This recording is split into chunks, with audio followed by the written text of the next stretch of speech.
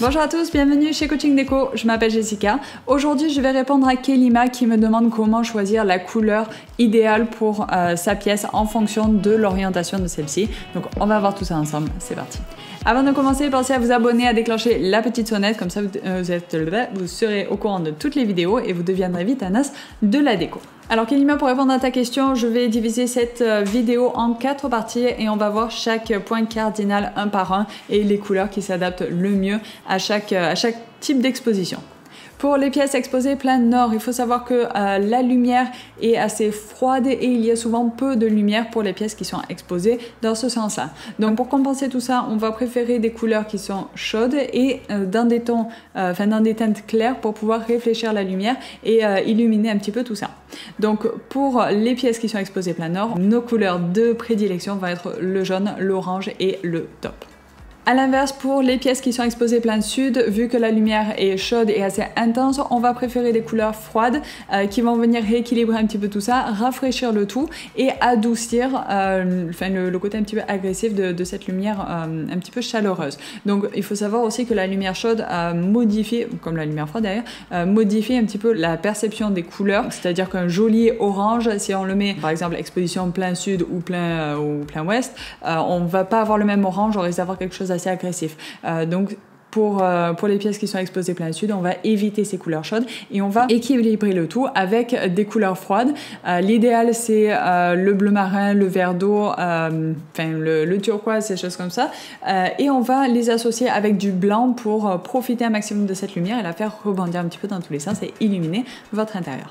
Pour les pièces exposées plein ouest, on va plutôt préférer l'utilisation de couleurs par petites touches ou avec des tons clairs et pastels, tout simplement parce que la lumière naturelle à ce moment-là est plutôt dans des tons très orangés avec l'esprit un petit peu couché de soleil.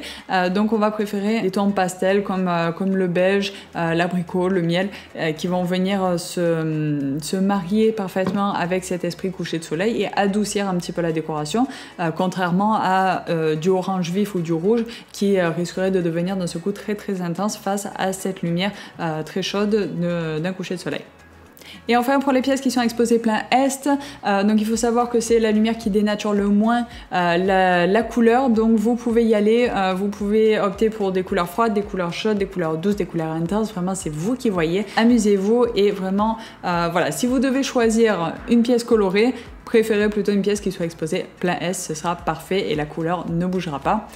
Si vous avez un doute en fonction de l'exposition de votre pièce, si vous voulez à tout prix mettre une couleur, même si c'est une base neutre très claire d'ailleurs, même si c'est du blanc cassé par exemple, ce que je vous propose de faire, ma petite astuce, c'est de prendre une feuille A3, c'est-à-dire une grande feuille. C'est 2 fois une feuille classique d'impression. Donc une feuille A3, vous peignez, au lieu de peindre directement votre échantillon sur le mur, vous peignez la totalité de cette feuille et vous la pliez en deux.